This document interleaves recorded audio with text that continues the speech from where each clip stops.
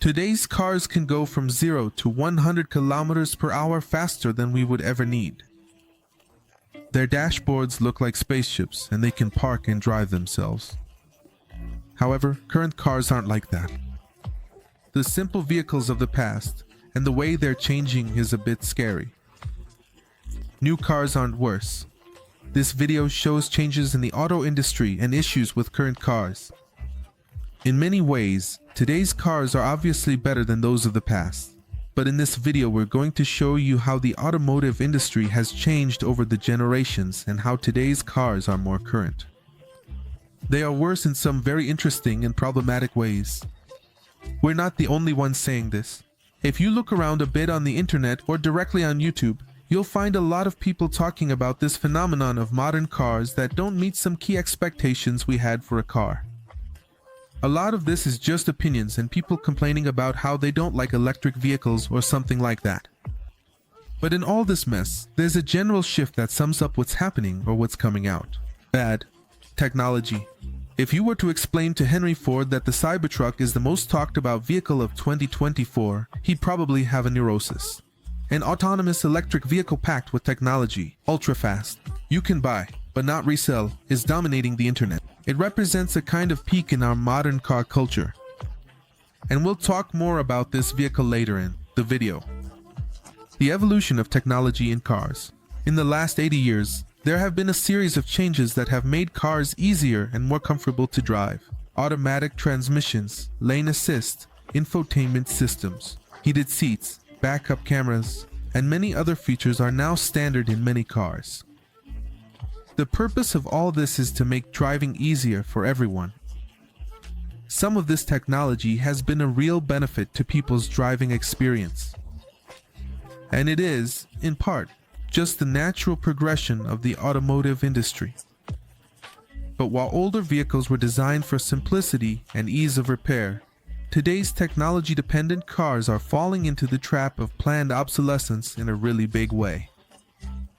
The reason the car community has been talking about the declining quality of cars for years is because, in general, the car community is pretty passionate. Car reviews are incredibly comprehensive and there are entire communities. And loyalties to certain brands and models that make them very careful consumers. When it comes to one of the biggest purchases you'll make in your life. In the past, there were a lot of people who worked on their own cars, and most folks knew how to do it. Change your own oil and do basic maintenance. The repairability and service industry for cars was once very well developed, but this has been changing slowly and carefully over the years. In a very careful way. Careful and strategic. And that's why car enthusiasts are upset with new cars. Comfort versus connection with the vehicle. Earlier, we mentioned that a lot of this technology is making cars easier and more comfortable to drive. And this is good for the automotive industry because if cars are easier to drive, more people will buy cars. Of course, all these comforts make driving better for everyone. Theoretically, but it also has the double effect of separating people from their cars. One of the earliest and most obvious examples of this is the transmission. In a manual transmission, you're physically moving the clutch in and out. Are you choosing which gear to go into? What tells you how fast you're going? And you're fundamentally much more involved with all the mechanics of your vehicle. In an automatic, however, you just press the gas to go faster and the brake to slow down. Automatics hit the market in 1939. Setting a trend that has led to almost nobody knowing how to drive a manual transmission today. But now that cars are easy to drive, they also had to be comfortable. Manual windows were replaced by power windows and cruise control became a necessity. For many car owners, these and many other features meant that you could drive comfortably for longer periods and save all that energy for other activities while you're behind the wheel. Starting in the 90s, digital media began to make its first foray into cars in the form of CDs, making driving even more fun.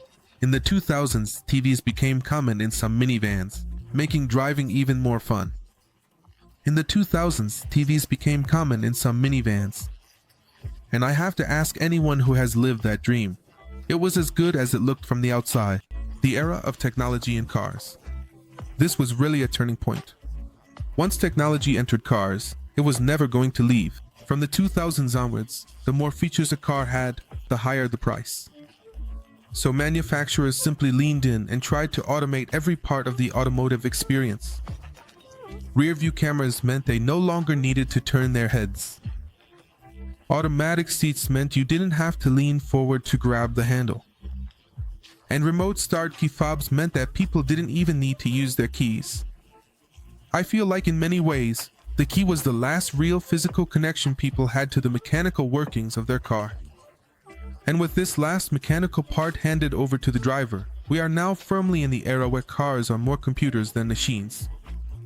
These days, all cars have full internet connectivity and Bluetooth, with big screens where you can play video games, adjust the interior settings, and access navigation and more. And these screens are kind of a focal point of what people hate most about modern cars. See that screen on the dashboard? It's like an iPad. If you've used a 5-year-old iPad, they don't work well. And you know car manufacturers aren't partnering with Apple to offer the most up-to-date chip technology for their displays. So there's speculation about how long these things are actually going to last. But not only that, these dashboard entertainment systems are the complete opposite of what we've been taught for years not to do while driving, which is to look at your phone. These screens have become such a big selling feature that cars now have no knobs. All the internal functions of the car have to be accessed through some control system. Menu on the screen, and you must find it while driving at 100 kilometers per hour. We put this distraction on the dashboard.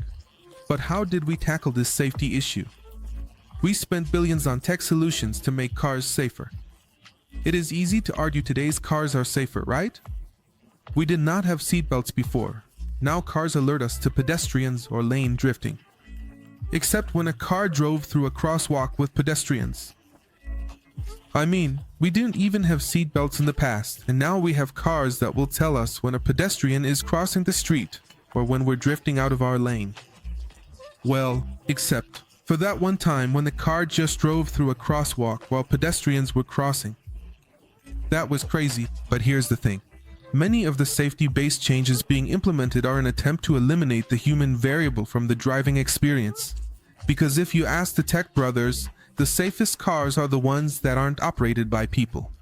But this hasn't really worked out the way they wanted. The first problem with the technological solution is that it has problems. The quality of new vehicles in general is declining, and it's not like you can just turn the thing off or back on when you're flying down the road. You'll notice that the company making the biggest claims about the value of technology in cars is the one having the most problems. This is a log statistic. Cars with ADAS, or Advanced Driver Assistance Systems, are actually more likely to crash than less technological cars. The same thing happened when we put seatbelts in cars. People started taking more risks because they thought they were being kept safer by the technology around them. If you put a bunch of technology around a person, one that's supposed to distract them and then another that's supposed to keep them safe while they're distracted, it's going to make them a worse driver. Then you combine this with all the modern conveniences and functionality of today's cars, and it means you have worse drivers driving a lot more than ever before. In fact, it's gotten to the point today where some new cars had driver monitoring systems that are basically like a little policeman in your car to make sure you're watching the road and holding the correct steering wheel. But the hilarious irony here is that the only driver assistance system that could actually reduce deaths, which is smart speed assistance, is basically not being used at all for some reason. The future of car ownership and repair. So instead of humans driving cars, we have cars driving humans. And this is fundamentally the problem, because driving used to require skill. You had to understand how the car worked, how it reacted to different inputs, and how to make sure it didn't break down or wear out too quickly. Driving and owning a car used to be a very involved and complete experience, and now it isn't. And that's exactly how the automotive world wants it to be. That's why a lot of people are really angry with electric cars. They don't dislike electric motors. People know little about cars. It's because they represent a new world where people know nothing about cars and where owners really have no control over how their cars work or how to fix them. And in this sense, I really agree with them. Look, the less we know about what's going on with our cars, the more we'll be at the mercy of car manufacturers. And hey, do you like cars? You know that today it's much harder. Fixing your own car used to be different. I mean, aside from the fact that you can Google and basically find any information about any repair on YouTube. Let me explain the right to repair issues. These issues are well documented in the tech world and are becoming an increasingly bigger problem in the automotive industry. In fact, cars are harder to fix, even if you take them to a professional. Not all mechanics want to invest in the computer diagnostic technology they need to work on new car systems.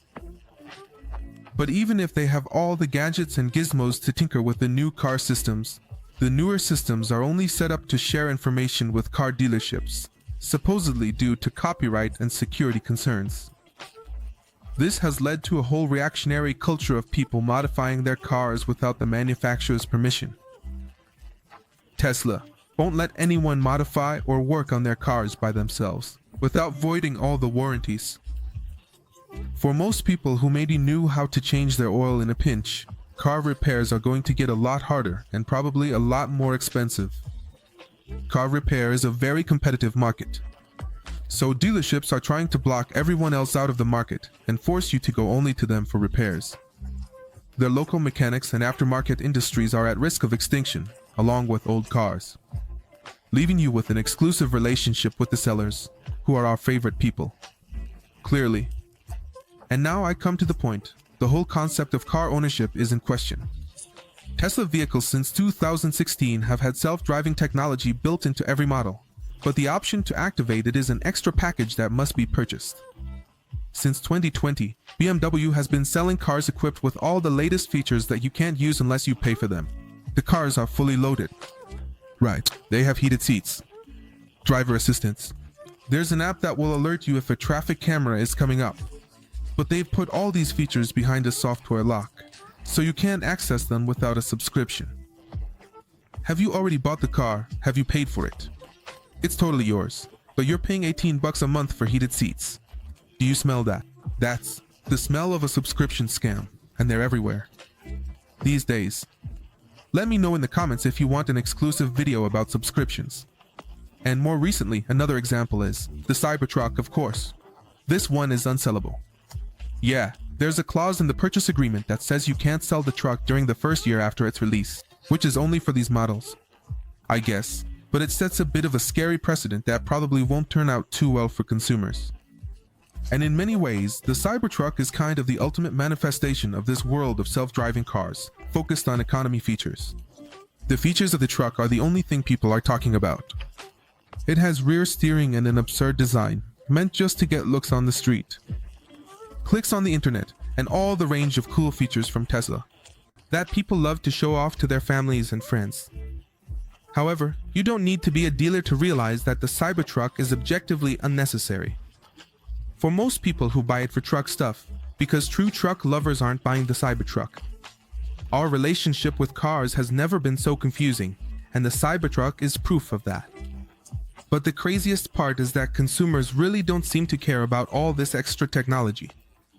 They care about some things, like safety features and navigation systems. Not again. But the craziest part of all this is that consumers really don't seem to care about all this extra technology. They care about some things, like safety features and navigation systems, which are definitely convenient. It's like car manufacturers think they need to compete to have the latest technology. And, obviously, they like that it makes cars a lot more expensive. That's convenient. But most people either don't use the advanced tech features at all, don't even know they exist, or just don't care. But here's the silver lining before we wrap up. As the tech industry and the automotive industry become synonymous with each other, we are seeing a movement. Contrary to people who prefer things to be a little simpler, people are keeping their cars for much longer than they used to. And there is growing interest in simpler models, such as small cars and trucks. But you know what's really crazy? We already have that self-driving technology that takes you where you need to be, while you watch Netflix at the same time. And it's called a bus, or subway or tram, or whatever. We focus so much on cars, as this kind of innovative, crazy technology that we forget we already have a lot of the solutions to these problems.